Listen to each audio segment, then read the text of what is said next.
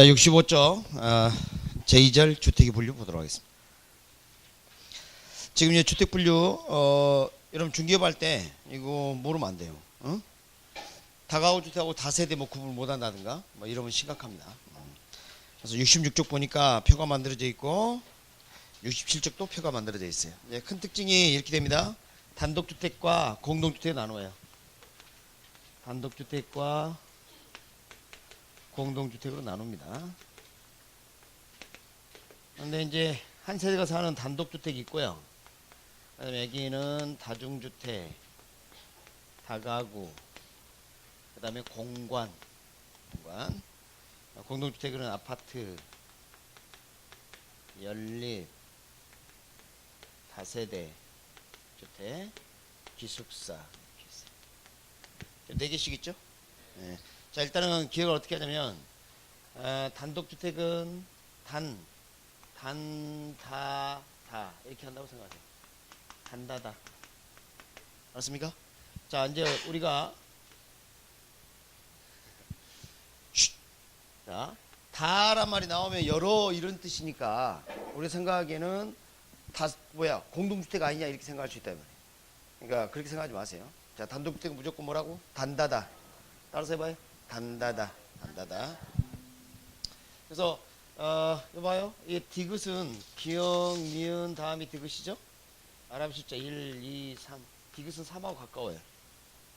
그런 특징이 좀 있어요. 뭐하고 가까워? 3하고. 자, 구분하는 걸 가르쳐 주려고 그래요. 여러분, 한 평이 몇 제곱미터예요? 3.3. 예. 그러면 이제 10평은 33. 그 다음 100평은 330. 방금 3 나왔죠? 자, 단독주택 놔두고요. 다중주택 면적이 이렇게 돼요. 330제곱미터 이하예요. 그러니까 대충 100평 이하죠? 지금 이해했어요? 그 다음에 3계층 이하입니다. 3계층 이하. 3이 다 나왔죠? 3이. 네, 택지 있습니다. 그러면 이제 우리가 건물을 지을 때 이렇게 여기는 건물 이렇게 지으면 그 면적이 옆으로 늘어나죠. 여러분 그 마트에 가면 1+1 있죠. 그럼 하나 더 더해 주잖아. 예, 가짜가 더할 가짜로 생각해. 더한다. 1+1. 1+1. 그럼 여기 330에 1+1 하면 얼마야? 660제곱미터. 알겠습니까? 이야. 몇 층일까요? 3계층 이하. 이렇게 돼요. 지금 이해했어요? 네. 근데 우리가 이제 공부를 하니 공부 안 하고 어디로 빠져서 놀러 가고는 뭐예요? 셋다 그렇죠, 셋다. 새에서 빠져나온 놈이 있는데 그게 다세대야. 원래 이놈하고 친하거든요, 이놈이. 근데 어디로 간 거예요? 샜어. 도망갔어? 도망갔어. 집 나간 자식이 애 배운다고 애를 목마 태워서 온단 말이야, 얘가. 그래가지고 어떻게 하냐면 면적은 똑같아요, 옆으로. 660제곱미터 이하 이건 똑같아요. 이것도 봐봐요. 이렇게죠? 네, 그런데 얘를 목마 태고 오니까 어때요? 높이가 좀 커졌어. 집 나가서 그래서 4층 이하 이렇게 하면 4층 이하. 알았어요? 재밌죠? 이건 됐어. 이것은 됐고 이제 1위 갑니다. 1위. 연립이 무슨 뜻이에요? 연립이. 립이 무슨 뜻일까요? 립이. 그렇죠. 그럼 봐봐요. 집을 지을 때 연립 그럼 뭐예요? 옆으로 이렇게 세우는 거죠. 연이어 세우니까 기둥을 연이어 세워봐. 그럼 면적이 더 늘어나. 그래서 660제곱미터 이하가 아니라 이제 초과가 가능해. 알았습니까? 660제곱미터 초과. 연이어 세우다 보니까 660제곱미터를 초과한다. 그리고 4층 이하예요. 4층 이하. 4층 이하. 이하 또는 이상이라 말을 썼을 때는 자신을 포함해요. 4층 이하 위쪽은 뭘까요? 이제 5층 이상이겠죠. 맞죠? 아니면 4층 초과라 하든가. 네, 그래서 5층 이상이라는 아파트는 5층 이상이에요. 5층 이상 아파트. 자, 여기 읽어봐요. 이거 이하 감탄사입니다. 아파트 5층 오. 알았어요? 이보다 더 기억할 수 있는 방법이 있어 나와라 그래. 이걸 반복해서 이렇게 합니다. 알았죠? 이렇게. 알았습니까? 교재 한번 봅시다. 들어가기 전에 다가구 주택하고 다세대하고 어떤 게 공동주택이에요? 대답을 못해. 이렇게 원래 단다다가 단독주택이죠. 도망간 놈이 있잖아. 그게 뭐야? 다세대지. 세대 구분이 되니까 공동주택이야. 오케이? 네, 다세대. 자, 66 갑니다. 단독주택, 다중주택, 다가구 공간이 있죠. 표로 바로 가요. 표로. 자, 단독주택 됐고요. 다중주택 들어갈게요. 셋째 줄 끝에 330제곱미터 이하 밑줄. 그 다음에 넷째 줄 상계층 이하 밑줄. 다가구 주택 다가 더할까 1+1이죠. 근데 이것은 높이가 높아지는 거 아니에요? 그대로입니다. 3계층 이하 밑줄. 끝에 둘째 줄 끝에 660제곱미터 이하 공간. 됐습니까? 그 정도면 돼. 그 정도. 뭐 19세대 뭐 이하 거지 뭐 이렇게 다 어떻게 해봅니까? 자, 67 페이지 갑니다. 공동주택 들어갑니다. 아파트 몇 층 이상? 5개층 이상. 연립주택 연이어 세웠죠? 그럼 초과 되겠죠? 660제곱미터 초과. 몇 층? 4개층. 도망간 놈이 다세대에 있네. 다세대. 예배죠. 그래서 얘를 목마 태우고 오니까 키가 더 커졌어요. 그리고 660제곱미터 이하. 그죠? 다세대하고 다가구는 유사해요. 다세대는 딱 차이가 있다면 뭐예요? 얘를 목마 태웠다는 것밖에 없어요. 얘 하나 더 나와가지고 말이지. 알겠습니까? 좀 기억시키려고 별짓을 다 하네. 그죠? 그렇게 보시고 기숙사 나와 있어요. 한번 읽어보시고.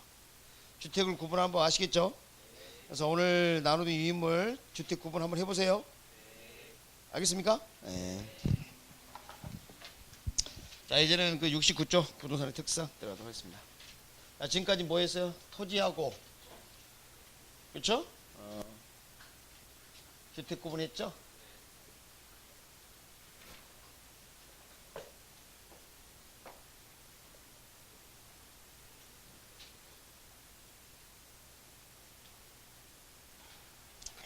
이제 뭘 할 거냐면요, 부동산의 특성 할 거예요. 부동산의 특성. 특성이라는 표현하고 속성이라는 표현 구분을 좀 할 필요가 있어요. 참고적으로 속성. 속성은 본질적 가치, 존재 가치 이렇게 표현돼요. 전에 이런 이야기 한 적 있어요. 인간의 속성은 욕심이 많다 적다? 많다. 모두 다 욕심이 많아. 기부천사도 있어. 그런 사람은 특성이 있는 거예요. 그러니까 기본적으로는 본질적 성질은 이런데 독특한 성질이 특성이에요. 그럼 전에 우리가 기술적 물리적 개념이 네 가지 외웠어요. 뭐예요? 자위 공경. 기억납니까? 연놈하고 이것은 본래부터 있었던 것들이죠. 자위 공경. 여기다가 경제 측면에 자산 있죠. 자산. 요거 이제 인간이 개입되기 시작한 거예요. 맞죠? 그래서 앞에 자위 공경, 자연적, 자산, 인공적, 자원의 총화. 이것을 부동산의 속성이다 라고 이야기했어요. 발로웨라는 학자가. 그러니까 이 속성이라는 말을 했을 때는 다른 것과 비교하지 않고 그 자체의 성질을 말해요. 부동산 자연이야. 부동산의 위치를 가져. 공간이, 환경이야. 그리고 자산이야. 자연적, 인공적 자원의 총화. 그 본질적 가치야. 다른 거하고 비교한 거예요. 그 자체의 가치를 말한 거예요. 그 자체. 그때는 뭐라 그래? 속성이라고 해요. 알았습니까? 속성. 여러분 이게 평소에 안 쓰던 표현이에요. 인간의 속성은 욕심이 많다 이런 말 하잖아요. 그것은 다른 거 비교하는 게 아니라 기본적으로 그렇다. 그럼 이제 특성은 뭘까요? 구별되어지는 거예요. 상대적 개념입니다. 독특한 성질입니다. 특별한 성질이에요. 그러면 앞에 부동산의 특성이 이렇게 되어 있나요? 그냥 특성이 아니라 뭐? 부동산의 특성. 그럼 부동산과 대비되는 게 뭐가 있는데? 동산. 그러니까 동산에 비해 부동산이 가지는 독특한 성질이에요. 오케이? 네, 그렇게 이해하시면 되겠습니다. 지금 이해됐어요? 대한민국 교재를 아무리 뒤져봐라 그런 말이 나오나. 그래서 강의를 드려야 돼. 우리 부동산 대표가 토지와 건물이죠. 그래서 이제 토지 특성은 이렇게 나눠요. 자연적 특성, 인문적 특성. 자연 특성, 인문적 특성. 자, 이 자연적 그러면 본질적인 거예요. 선천적인 거예요. 불변적인 겁니다. 근데 인문적 그러면 후천적이고 가변적인 거예요. 둘 중에 어떤 게 인간이 개입된 거예요? 인문적. 이건 본래부터 있었던 거고 인간이 개입돼서 나타나는 거예요. 하나 물어보겠습니다. 건물은 본래 존재했던 거 인간이 만든 거예요. 따라서 자연적 특성이라 말을 하면 안 되겠죠. 네, 이런 특성 여기 존재하지 않습니다. 존재하지 않아요. 건물은. 자, 그러면 이제 토지의 자연적 특성 제가 교재 순서를 약간 다르겠는데요. 제가 순서를 이렇게 강의를 할 겁니다. 일단 첫 번째 부동성, 영속성, 부증성, 개별성, 인접성 이렇게 강의를 할 거고요. 이거 말고도 이런 것도 있어요. 뭐 적재성, 하경성, 대양성, 지력성 뭐 이런 게 있어요. 또는 뭐 생산성 이렇게 부르는 사람도 있고 그래요.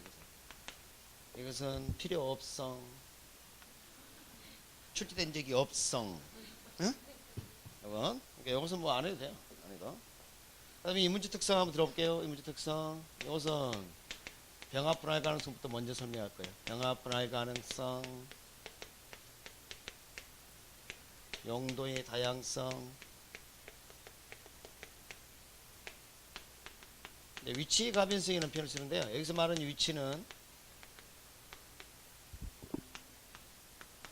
인간이 개입된 거예요. 사회적,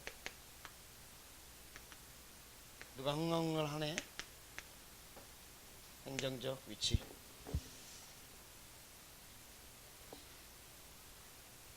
자, 이렇게 볼 수 있습니다. 자연적 특성, 인문적 특성 이렇게.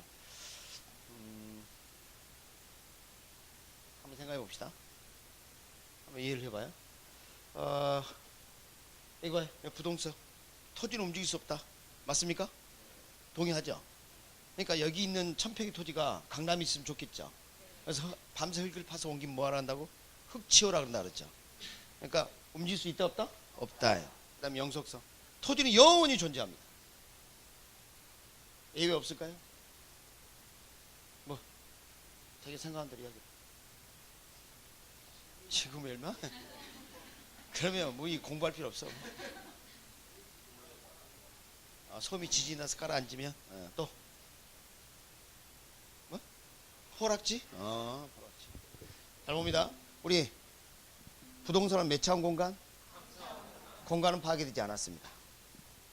3차원 공간으로서 영원히 존재하는 거예요. 알겠습니까?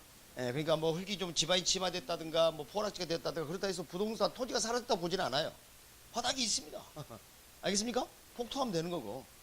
토지가 사라진다 사라지지 않는다 하지 않는다. 부증성. 토지는 물리적으로 만들 수 없어요. 증가시킬 수 없어요. 예외 없을까요? 예외. 인공섬. 또 간척지. 막 인공섬이라 간척지나. 여러분 공유수면 매립하거나 이렇게 하게 되면 우리가 토지를 만들었다 생각하는데 그렇지 않습니다. 원래 물 아래 수면 아래에 토지가 있었어요. 잘 생각해봐요. 맞습니까? 그러니까 물 아래로 이용하던 토지를 물 위의 용도로 바꾼 것에 지나치지 않아요. 토지는 물리적으로 만들 수 있다 없다? 없다. 용도 전환은 가능하겠죠. 자, 해결됐죠? 안 그러면 또 질문하니까 질문을 차단하려고 그래. 딱 그 말 안 하면 또 나 저기요 간척지 귀찮아. 그 다음에 개별성. 자, 내가 22번째 토지를 가지고 있어. 지구상 유일한 토지입니다. 동일한 위치에 동일한 토지 더 있을 수가 없죠. 그렇지? 다 달라. 위치마다 다 다른 토지가 있는 셈이에요. 지금 이해됐습니까? 토지는 붙어 있어요. 인접해 있어요. 왜 그럴까요? 부동성 때문이에요. 부동성. 알겠습니까? 여기까지 했어요? 자, 이거 제목만 좀 보죠. 병합 분할. 같은 용도로 병합하거나 서로 다른 용도로 분할하는 거 인간이 합니다. 토지가 그랬어요? 인간이 그랬어요? 뭐 아메바입니까? 지가 알아서 분할되고 막 그러게? 인간이 그랬어요. 그 다음에 이 토지다 감자 심으면 농지고요, 건물 심으면 특지고 그래요. 누가 그랬어요? 인간이 그랬어요. 이런 거 항상 변화 과정이 있죠. 전에 우리가 어떤 거 배웠어요? 물리적 절대적 위치, 인문적 상대적 위치 배웠었죠. 변하는 게 이거라고 하지 않았어요? 위치는 변합니다. 그러니까 내가 가지고 있는 이 지역의 토지가 강남 토지가 되기를 바란다면 이 지역의 사회적, 경제적, 행정적 여건이 강남 수준이 된다면 나는 강남 토지를 가진 셈이 됩니다. 알았습니까? 그러면 이제 건물의 특성은 이런 게 있어요. 여기 봐요. 부동성이랑 이동 가능성. 선생님 어떻게 건물이 이동합니까? 이동식 주택 있잖아요. 이동식 토지는 있어요? 없죠. 그러니까 가능해요. 여기는 영속성, 비영속성. 영원히 존재할 수 있어요? 이거? 안 되죠. 부증성 만들 수 있죠? 생산 가능성. 그다음에 개별성, 동질 가능성. 인접성, 이것은 이제 달리 건물은 토지를 따라서 존재할 수 없어요. 토지와의 일체성, 부속성, 지배 종속성. 그래요. 부속성 하나 적혀 있을 텐데. 토지의 일체성, 지배 종속성, 부속성. 그래요. 이거 출제된 적 없성. 그럼 이건 출제가 안 돼요. 왜 그럴까요? 뭐 제약으로 느끼는 게 없어. 뭔가 제약이 된다는 느낌이 안 들어. 아니, 결혼하셨어요? 네. 결혼하시기 전에 누군가가 남자가 와서 데이트 신청한 적 있었죠? 한 번도 없었어요? 그럼 결혼을 어떻게 했대요? 중매? 있었어요? 네, 그렇지. 근데 우리 남자분이 와갖고, 자, 아저씨, 차 한잔 합시다. 딱 이랬어요. 근데 이분이 마치 기다렸다는 듯이, 그래요? 이러면 남자 재미없어. 그 여자 별로 관심 없어요. 뭔가 매력이 확 떨어져요. 뭐야? 너무 쉬운 거 아니야? 뭐 이런 생각이 든단 말이야. 그러니까 처음에 어떻게 해야 돼, 아가씨들? 한 번은 튕겨야지. 밀당해야 돼, 밀당. 근데 계속 밀어버리면 어떻게 돼? 진짜 밀려버려, 이제. 적절히 해야지, 적절히. 지금 무슨 말을 하려고 그러냐면, 우리가 학문도 마찬가지예요. 너무나 뻔하고 그 결과를 알 수 있고 제약을 느끼지 못하면 연구를 안 해요. 우리 인간 생활도 그렇잖아요. 근데 이것도 봐봐요. 이런 것들은 뭐예요? 너무나 뻔해. 이것도 그렇고. 그래서 별로 연구를 안 해요. 그래서 우리에게 제약이 느끼고 그러니까 이런 현상이 벌어지구나 자꾸 다루는 것은 이런 것들이랍니다. 이런 것들. 알겠습니까? 출제는 지금 요것만 출제가 돼요. Understand? 그렇게 볼 수 있겠습니다. 자, 이제는 70페이지 한번 열어봅니다. 70페이지 열어보면 제1절 뭐라도 있어요? 토지의 특성. 네모 1번 자연적 특성. 여기서부터 이제 설명을 할 건데, 자, 교재 보지 않도록 합니다. 교재 보지 않고 저를 보세요. 강의를 제가 이제 진행할 텐데 부동산의 특성이 초심자기는 어려워요. 상당히 어렵습니다. 왜냐하면 디지나우델 경제론이나 투자론, 감정평가론 용어가 좀 등장해요. 그러니까 좀 이해가 잘 안 될 수도 있고 그래요. 근데 오늘 강의 내용에 한 70% 이해했다 그러면 잘 한 겁니다. 처음부터 다 이해될 수 있는 것은 아니다. 그리고 제가 이제 강의를 다 하고 난 다음에 교재를 이렇게 밑줄 그어드릴 텐데 그 중에서 한 3개 정도는 꼭 기억이라고 제가 해드릴 겁니다. 그 번호에만 동그라미 쳐서 더 오늘 복습에 적극 활용하시기 바랍니다. 아시겠죠? 그렇게 좀 하겠습니다. 그래서 강의를 먼저 시작할 텐데 적지 마요. 적으면 또 후회해. 적어서 뭐 할 건데? 자, 부동성 좀 위로 세워야 돼. 아, 키가 작다 보니까 자꾸. 에이씨, 부동성이 뭐예요? 위치 고정성이죠. 위치 고정성. 지금 이해를 이해합니다. 이해를. 일단 첫 번째 이렇게 볼 수 있어요. 동산과 구별되는 기준이 돼요. 동산과 구별되는 기준. 동산하고 부동산은 어떤 차이가 있어요? 동산은 움직일 수 있지만 부동산은 움직이지 않죠. 소유권을 나타낼 때는 등기하죠. 권리 공시 방법이 달라질 수 있어요. 지금 이해했죠, 이거? 이건 우리가 공부했던 거예요. 그러니까 지금 확인하는 겁니다, 이런 건. 두 번째, 진열이 안 돼요, 진열이. 강남 토지 원주 대리점 이게 있어요? 그건 없어요. 물건을 진열할 수가 없어요. 그러면 내가 토지를 샀다. 그러면 토지를 짊어지고 가는 게 아니에요. 동산처럼. 맞죠? 그러면 소유권 이전이 일어나고 그 이면에 자금의 흐름만 있다. 이렇게 볼 수 있어요. 자금. 그러면 자본시장 성격이 있어요. 여러분 여기 남부시장 있죠? 저렇게 장소를 갖고 있는 저런 시장을 구체적 시장이라고 그래요. 근데 어떤 장소가 없이 거래가 이루어지면 그래도 시장이니까 추상적 시장이라고 부릅니다. 부동성으로 인하여 무슨 시장이 될 수 있다? 추상적 시장이 될 수 있어요. 근데 여기서 끝나는 게 아니라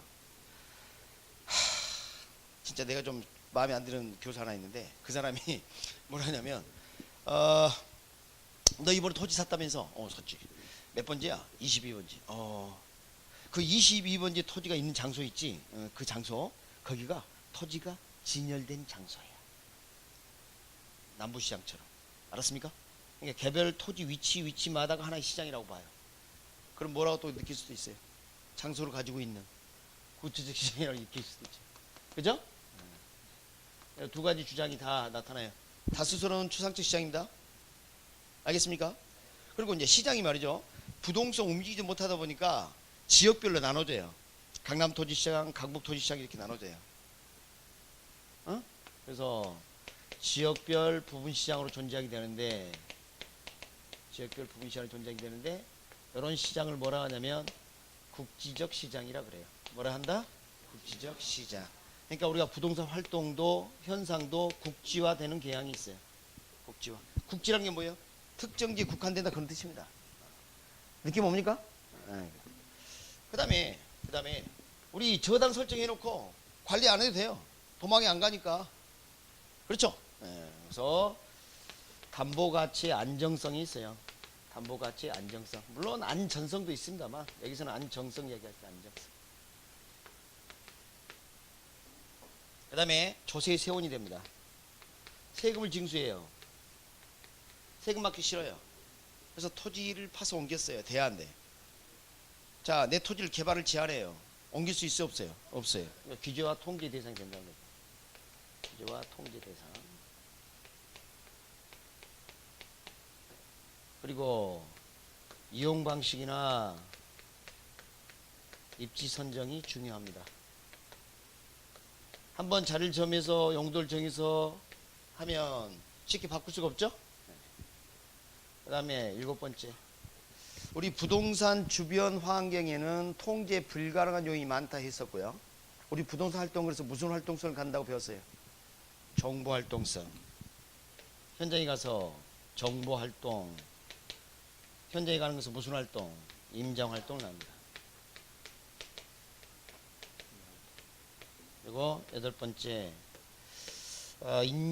인접성하고 연계되어서 인접성과 연계되어 지역 분석을 필요케 한다.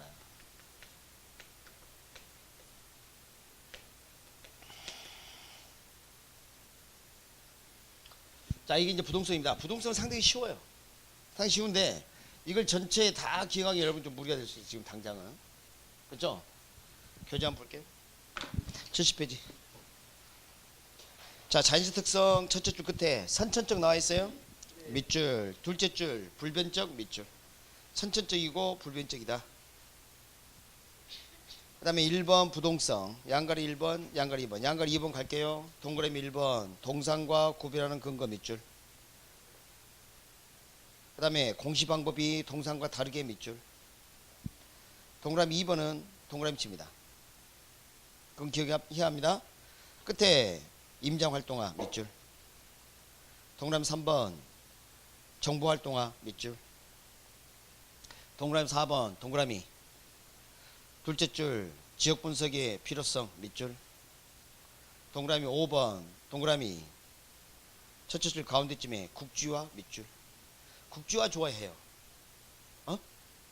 출제자들이 국지란 말을 잘 써요. 여러분 국지성 강우 들어봤어요? 특정 지역에 국한돼서 내린 비가 국지성 강우예요. 오케이? 국지화 아주 좋아합니다. 그 다음에 6번 들어갈게요. 토지 이용 방침 입지 선정이 중시되는 근거. 7번 들어갈게요. 둘째 줄 가운데에서 오른쪽으로 인접성과 함께 외부 효과 발생의 근거. 여기서 인접성 보면 알게 되죠. 그 다음에 8, 9, 10은 싹 좀 그래요. 됐고 11번 들어갈게요. 11번 추상적 시장 밑줄. 끝에 구체적 시장 밑줄. 이 구체적 시장과 추상적 시장은 그 밑에 참고하기도 있죠. 나중에 읽어보시고. 내려가서 12번 요것도 인접성하고 관련이 있으니까 놔두고 13번 가요. 끝에 조세의 기초자원. 14번 가요. 상향 규제와 통제. 됐습니까? 제가 뭐 동그라미 쳐줬어요? 2번, 4번, 5번. 2번이 뭐예요? 임장활동화. 4번은 지역분석 필요. 5번은 국지화. 그거 잊지 마세요. 그것은 꼭 얘기해요. 됐습니까? 그 다음에 여러분 교재는 부중성이 먼저 나와 있는데요. 영속성을 먼저 강의하겠습니다. 그래야 좀 더 부중성 이해가 쉬워. 그래서 영속성 먼저 할게요. 토지는 영원히 존재해. 영원히. 일회용 종이컵의 미래는 뭐예요? 쓰레기. 그죠? 쓰레기 될 겁니다. 일회용이잖아, 일회용. 근데 토지 미래는 영원하다. 토지는 사라져, 안 사라져? 안 사라져. 그러면 일회용 종이컵 가치가 얼마예요? 그러면 어떤 생각이 들어요? 미래를 생각해. 그 만드는 생산 원가만 따져. 생산 원가만 따져. 그럼 토지 가치는 얼마예요? 그럼 만든 적도 없잖아, 이건. 어떻게 따져? 그렇지. 앞으로 이 토지가 얼마나 나에게 돈을 가져다 줄까? 이렇게 판단할 수 있다. 미래가 없다면 미래를 근거로 가치 판단할 수가 없어요. 응? 아가씨, 남자 만날 때 지금 현재 재산이 많고가 중요한 게 아니라 미래. 오케이? 네. 어떤 남자친구가 한 재산이 100억 돼. 근데 하루에 1억씩 써. 그럼 거지 되는 거예요, 금방. 그런 것처럼 앞으로 100억 벌 사람도 중요한 거지. 맞죠? 그래서 똑같아. 그래서 여기 보면 우리 영속성을 가지고 가치를 판단할 때 이런 거, 요 수익이 언제 들어오냐? 미래에 들어와요. 미래, 장래. 알았습니까? 앞으로 들어오는 이 수익을 근거로 이게 많을수록 가치가 높다라고 판단하는 기법이 있어요. 이게 많을수록 가치가 높다. 그게 수익환원법이에요. 수익환원법. 그러니까 미래가 없다면 이 표현 쓸 수가 없어요. 그래서 이제 수익환원법 중에 우리가 토지 쓰는 걸 직접법이라고 그러거든요. 직접법에 근거가 된다. 이렇게 볼 수 있어요. 감정평가에 나오는 내용입니다. 근데 몰라도 돼요, 지금. 생각해봐요. 정문 봐도 알 수 있잖아요. 그죠? 수익 환원한다는 뜻이 무슨 뜻이에요? 앞으로 수익이 높을수록 가치가 높다라는 기법이에요. 앞으로의 수익을 근거로 환원해서 현재 시점으로 환원해서 가치를 구하는 거. 그거 가능한 게 뭐예요? 영속성이. 1번 어렵죠? 어렵잖아요. 응?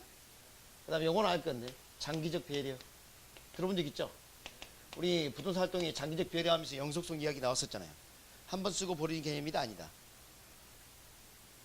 그 다음에 세 번째, 물리적 감가가 되지 않아요. 물리적으로 마멸 훼손되지 않아요. 깨졌네, 달았네, 금갔네, 낡았네, 그런 거 없어요. 물리적 감가가 된다, 안 된다? 안 된다. 물리적으로 가치가 감해진 일은 없다. 그러다 보니까 이런 것도 안 돼요. 소모를 전제로 하는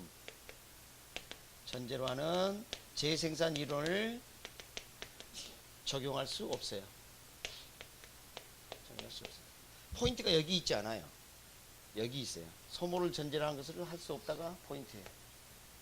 재생산, 이것은 생산이 아니라 재생산이죠? 그럼 봐봐요. 이런 건 어때요? 소모가 되고 그럼 다시 만든다는 거죠. 그런데 토지는 소모가 돼야 안 돼. 다시 만든다 생각할 필요가 있어, 없어? 애초에 재생산을 고려하지 않는 대상이 다시 만들 생각을 하지 않는 거예요. 근데 이제 함정이 빠지는 게 뭐냐면 재생산이라는 말을 보고 조금 전에 우리 교재에 두 번째 부중성이 있죠. 부중성은 생산하지 못한다는 뜻이거든요. 이걸 보고 재생산 이론 적용을 못한다 해서 부중성 그러면 안 돼. 지금 그게 아니야. 포인트가 이게 아니야. 이게 안 되니까 이게 안 되는 거예요. 오케이? 네, 그러니까 포인트가 이거. 소모를 전제로 하는 거 할 수 없다가 포인트예요. 오케이? 네. 지금 이해했어요? 그 다음에 네 번째, 소유이익과 이용 또는 사용이익을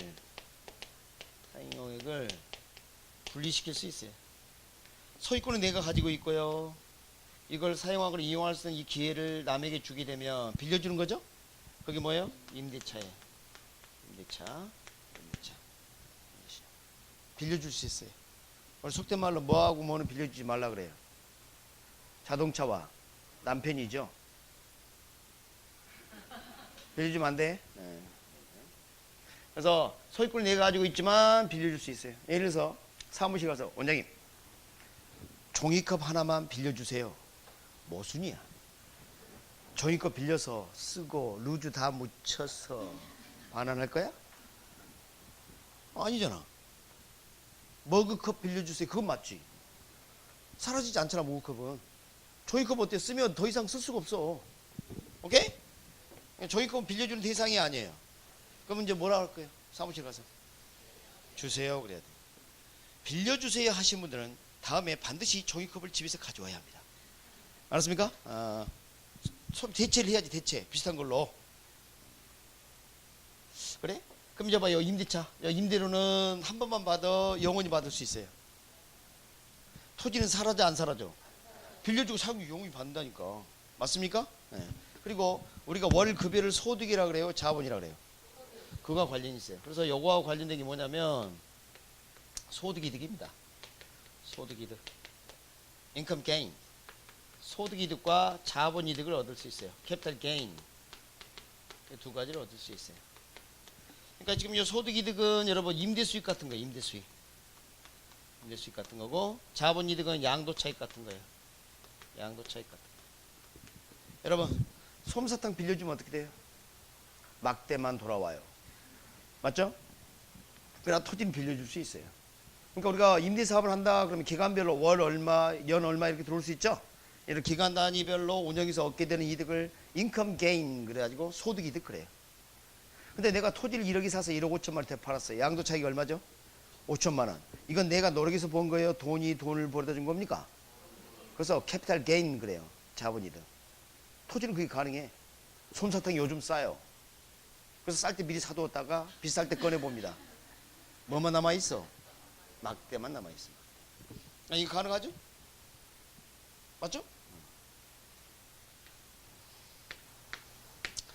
투자 대상의 안정성. 안정적 수익을 가져다 준다는 얘기. 우리 아가씨 이제 언젠가 결혼하실 거 아니에요? 생각 중이야? 아이 왜 결혼을 해야지. 우리 지금 인구가 줄고 있어요. 큰일 났어요. 좀 아가씨 좀 결혼 좀 하지. 그리고 결혼하신 분들 부지런히 좀 2세를 좀 더. 저는 목표 달성은 했는데 더 할까 말까 좀 고민입니다.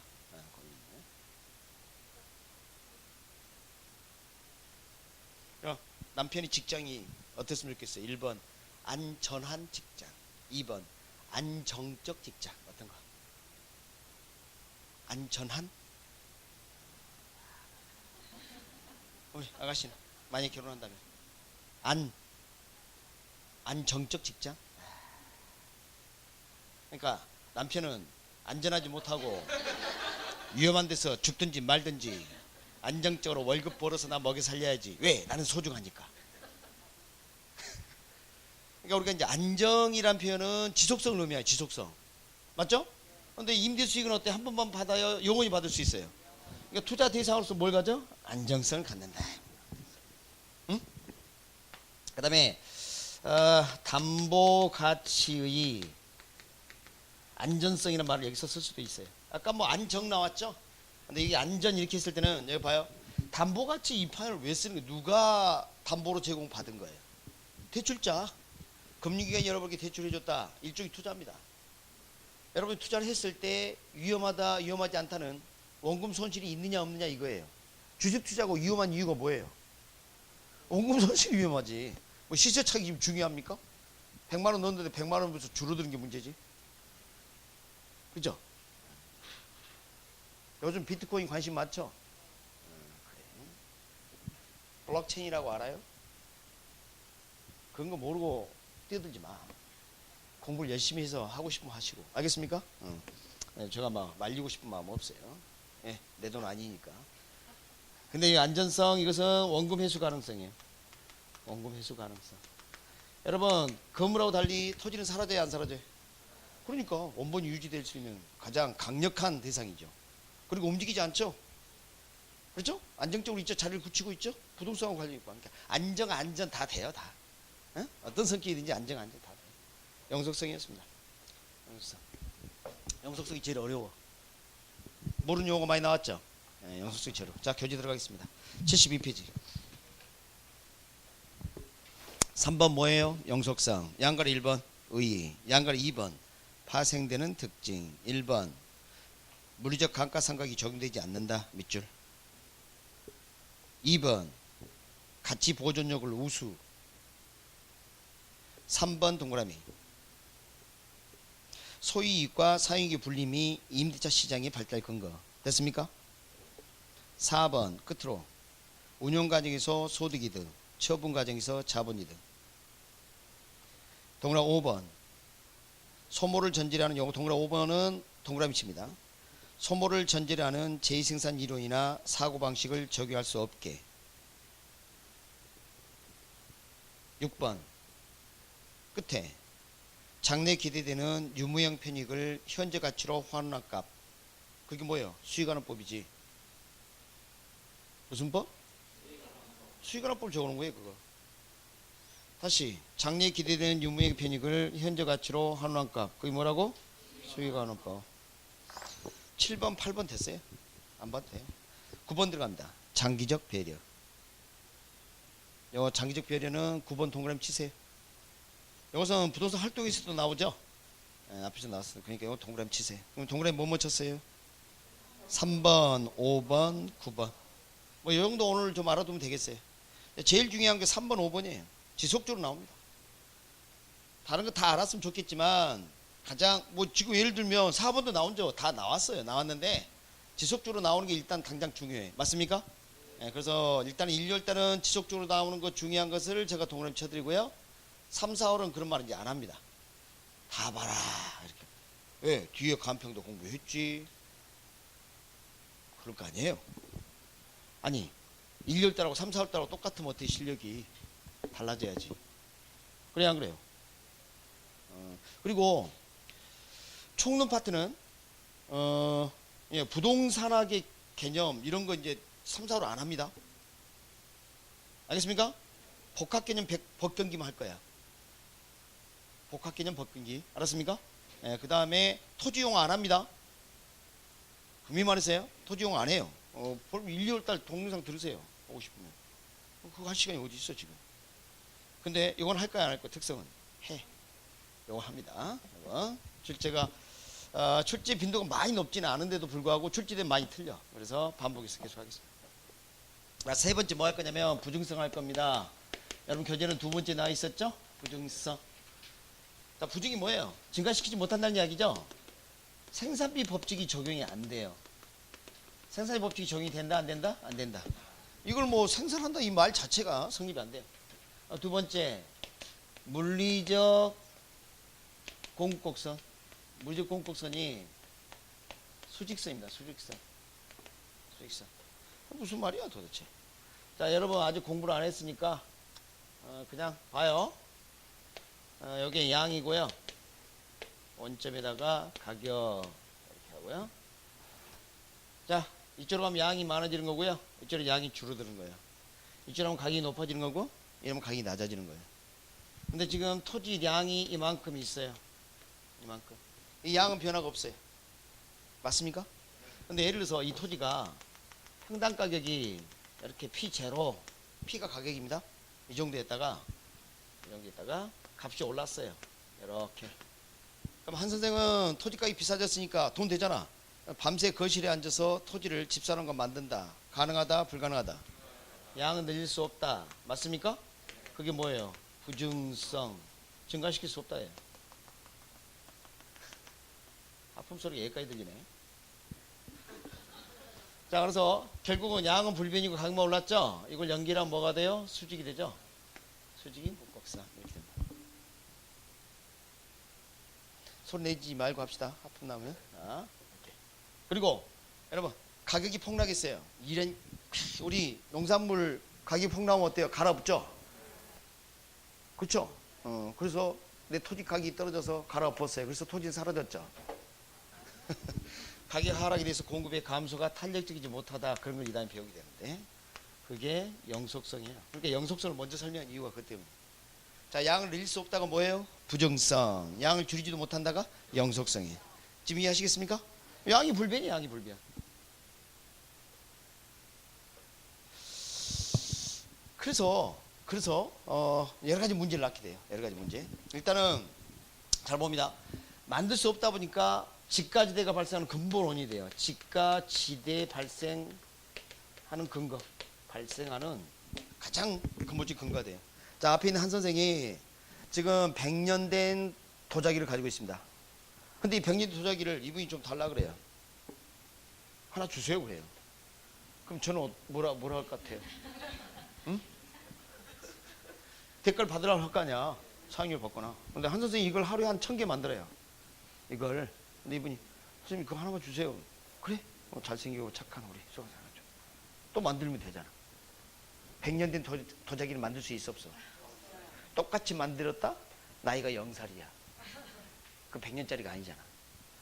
토지 만들 수 있다 없다? 그러니까 뭘 받으래 해? 이건 땅가. 이건 땅 사용료입니다. 지대. 토지 임대료 줄임말이 지대예요. 지가는 뭔지 알겠죠? 토지 가격입니다. 토지 가격. 이걸 받으려야 합니다. 이해 갑니까? 네. 그러면 이제 잘 봅니다. 시장에 이 토지를 필요한 사람들이 있을 텐데 토지 양은 한정돼 있고 토지를 찾는 사람이 많아지잖아요. 가격은 크게 올라요. 이런 걸 우리가 땅지, 갑가, 높을 꽃자를 써서 지가고라 그래요. 뭐라 한다? 지가고. 이건 바람직한 가격이 아니에요. 그래서 이것은 바람직한 가격에서 벗어난다 해서 균형가격 성립이 어렵다 이렇게 얘기해요. 균형가격 성립이 쉽다 어렵다? 어렵다. 왜냐면 수요자끼리 경쟁해서 그래요. 수요자 경쟁 가격. 누구 가격? 수요자 경쟁 가격. 공급자는 가만히 있는데 수요자가 경쟁해서 가격을 부풀렸다 이렇게 볼 수 있어요. 알겠습니까? 야, 땅값 비싸졌어요. 이 땅 어떻게 이용해야 돼? 평당 1000만 원 토지에다가 감자 심으면 되겠어요? 여러분 강남에 가면 토지를 어떻게 이용합니까? 토지도 무슨 많이 쌓죠. 토지 위에다 이렇게 많이 쌓는 거 모아서 뭉뚱거리는 이용을 집약적 이용이라고 합니다. 무슨 적? 집약적. 여러분 농사 지을 때는 펼쳐서 이용해요. 방목하는 거 말이지. 거칠고 면밀하지 못하게 이용하는 것을 조방적 이용이라고 합니다. 무슨 적? 조방적. 그럼 여기는 어떻게 돼? 어떻게 이용할까요? 집약적 이용을 하려 한다는 거예요. 집약적. 그럼 이렇게 집약적 이용을 하게 되면 무슨 이용에 가까워질까요? 맞아요. 이미 했던 거죠 그거? 최유효 이용에 가까워질 수 있어요. 어때요? 이해됩니까? 그리고 토지는 그 양이 한정되어 있고요. 국토 면적 한정되어 있습니다. 그러니까 내 사유이기 이전에 국토 일부죠. 그래서 사개념보다 공개념이 등장하는 겁니다. 그래서 토지 공개념에 근거가 된다. 토지 공개념 이렇게. 사개념 공개념 72페이지 72페이지 상단에 보면 양가리 2번 파생되는 특징. 동그라미 1번 동그라미 2번 동그라미 7번 동그라미. 자 1번 들어갑니다. 둘째 줄 생산비 법칙이 적용되지 않는다. 동그라미 2번 동그라미 가운데쯤에 토지 공곡선은 수직. 그 다음 줄 균형가격 성립이 어렵다. 동그라미 3번 가운데쯤에 토지 공개념 몇 줄. 동그라미 4번 지대 및 지가 발생의 근거. 동그라미 5번 공간수 입지 경쟁. 가운데쯤에 지가 상승. 동그라미 6번 줄 끝에 수요자 경쟁. 동그라미 7번 끝에 토지 이용을 집약화. 됐습니까? 네. 8번 됐어요. 개별성 들어가겠습니다. 개별성.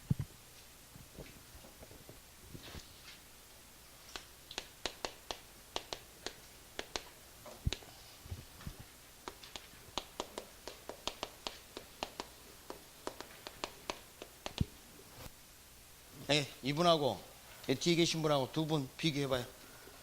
둘 다 기분 나빠. 감히 누굴 비교해? 어?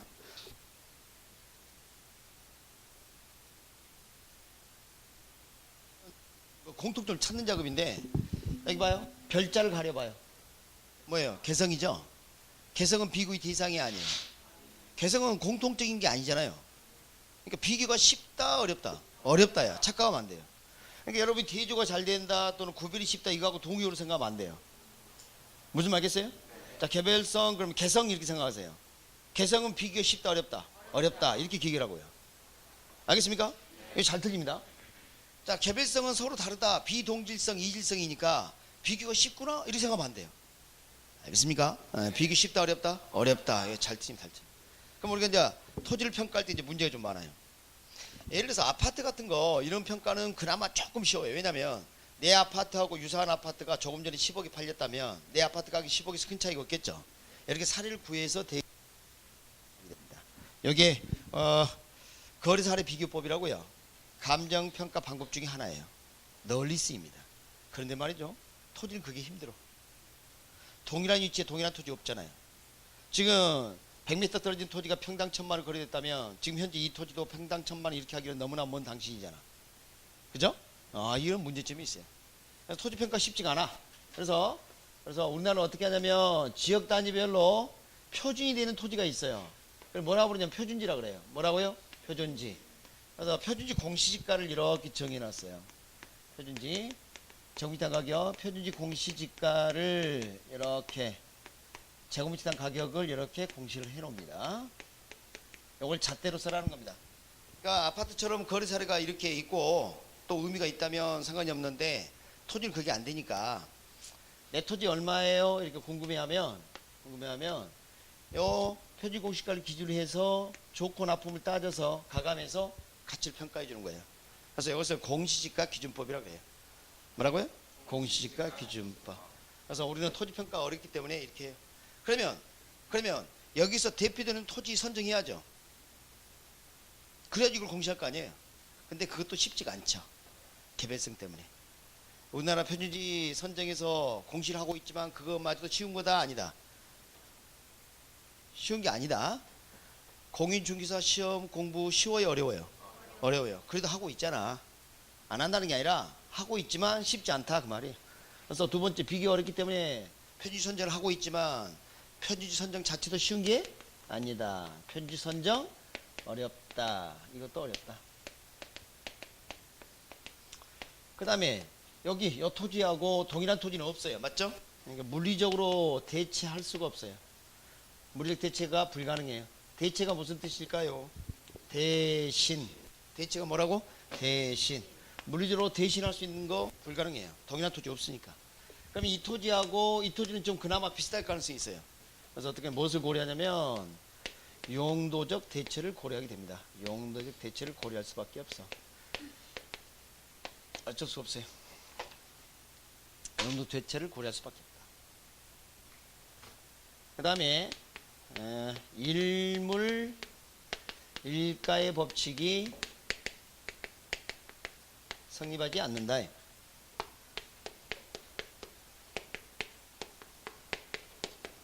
이거니까 여기서 말하는 일물은 동일한 물건 말이에요. 동일성, 동질성이에요. 그러면 일가는 동일 가격이에요. 동일 가격. 동일한 물건이면 동일 가격. 여기 봐요. 이게 10,000원. 이거 얼마? 그러니까 이런 것도 그렇게 할 수 있지. 이 토지가 평당 100만원. 10m 떨어진 토지도 평당 100만원? 힘들어 그게. 일물가 된다 안 된다? 안 된다. 지금 이해되십니까? 네. 그 다음에 독점시장이 돼요. 독점시장. 독점시장이 돼요. 이 토지 공부할 사람 나밖에 없어. 22번 토지는. 그리고 감정평가 필요성이 커져요. 감정평가.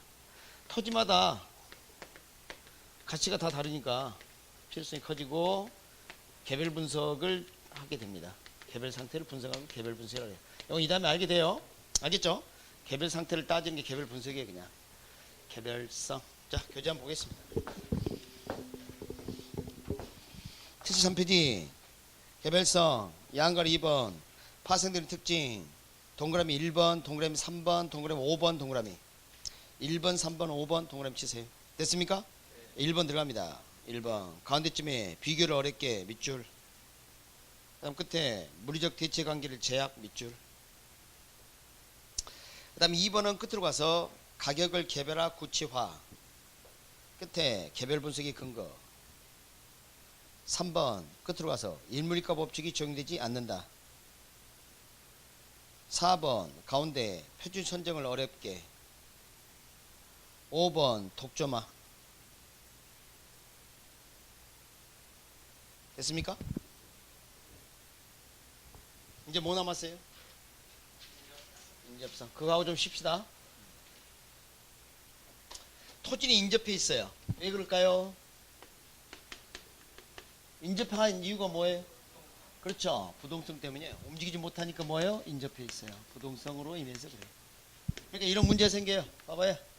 자, 우리가 건물을 지을 때 말이지. 여기 내 토지야. 막 건물이 막 그냥 단에 아까 잠식지 들어봤죠? 남의 소리 막 잠식이 가기도 하고 그래. 그래서 1번 소유의 경계 문제가 발생해요. 경계 문제 발생.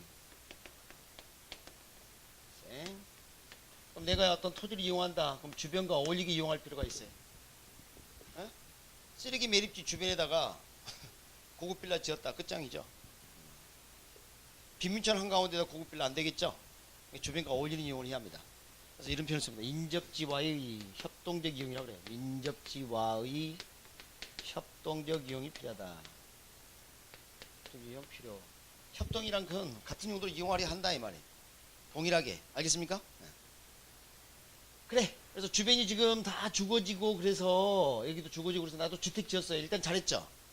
그런데 굉장 핵시설 들어옵니다. 이렇게 내 토지 양위치. 그래서 내 토지를 파서 옮겼어요. 돼야 안 돼요? 안 돼요. 인접해 있어야지. 생태공원 들어옵니다. 브라보. 유리한 장이 들어와요. 그러니까 움직이지 못하다 보니까 어떤 외부 효가 영향을 받게 됩니다. 외부로부터 유리한 작용은 외부 경제라 하고 불리한 작용은 외부 불경제라 합니다. 외부 효과 알았죠? 요 핵은 뭐예요? 불경제, 외부 불경제. 여기는 외부 경제. 이렇게 생각 잘 해봐요. 주변에 핵시설이나 폐기물 처리장 들어오면 여러분 가만히 있을 거예요? 피켓 들고 나갈 거예요? 가만히 있을 리가 없지. 투쟁, 쟁취, 부상하라, 부상하라, 부상하라 이렇게 할 거예요. 맞습니까? 근데 이건 어때요? 주변이 개발되고 생태공원 들어와서 내 땅값이 10배로 뛰었어요. 그럼 가만히 있어요? 피켓 들고 나가요? 그게 문제야. 그게 형평성에 문제가 있다는 거예요. 개발 손실에 대해서 보상을 요구하면서 개발이익은 사유화하려는 경향이 있어요. 근데 이 개발이익은 네가 노력한 게 아니란 말이에요. 공공의 작용이나 사회 여건 등의 변화에 따라 얻게 되는 불로소득 성격인데 이거 묵과하지 않겠다. 개발에 따른 손실이 있다면 보상해 줄게. 대신 개발이익은 사회적으로 환수하겠어. 개발이익 환수에 관한 법률에 따라 개발 부담금을 징수합니다. 그래서 알았습니까? 개발 손실 보상해 줄게. 알아서 주장하니까. 근데 주장 안 하고 그냥 먹으려는 게 뭐야? 개발이익 아니에요? 그래서 세 번째 개발이익의 사회적 환수에 사회적 환수 논리적 근거.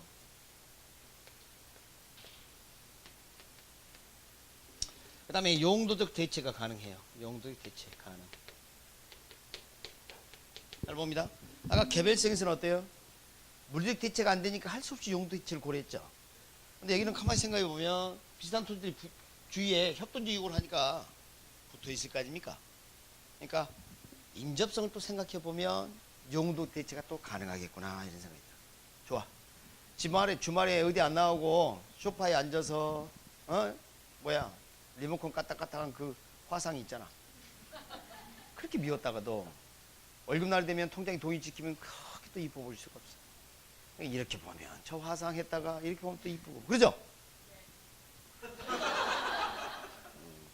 그래서 개별성을 생각하면 할 수 없이 뭐예요?